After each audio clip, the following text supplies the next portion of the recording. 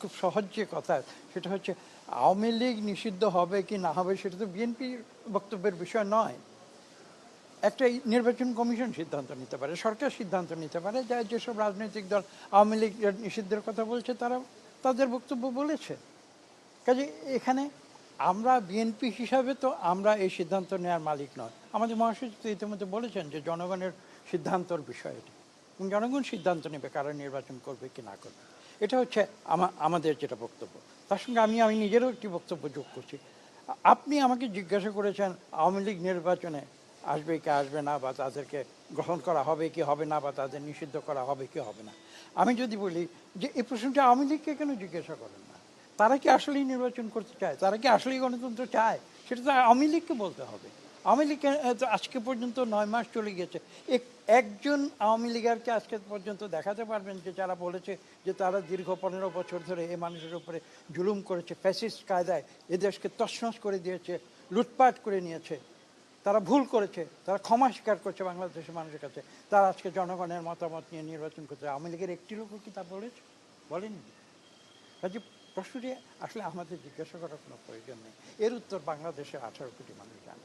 Monitoring করতে আসতে পারেন, এবং যদি সেটা হয় তাহলে সেটা কিভাবে সম্ভব হতে পারে এবং সেটা কখন সম্ভব হতে পারে। দেখুন, আমি কারো সমালোচনা করতে চাই না।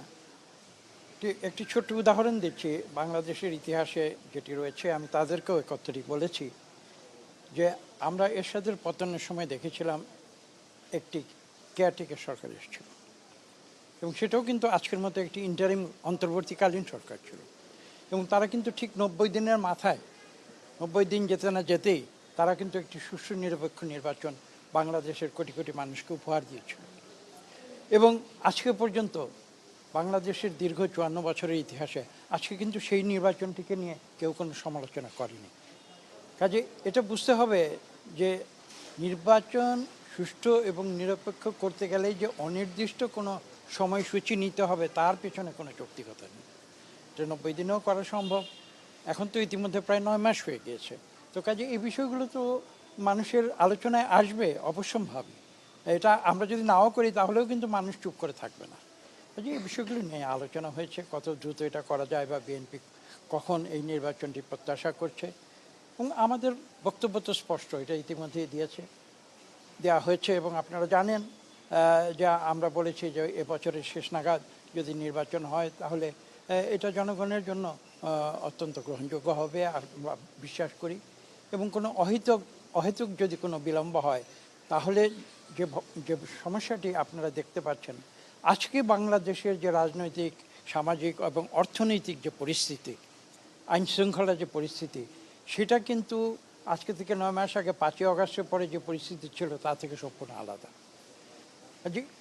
যদি বাংলাদেশের স্থিতিশীলতা কোনো কারণে বিঘ্নিত হয় তাহলে কিন্তু এটা 18 কোটি মানুষের জন্য ক্ষতিকর হবে।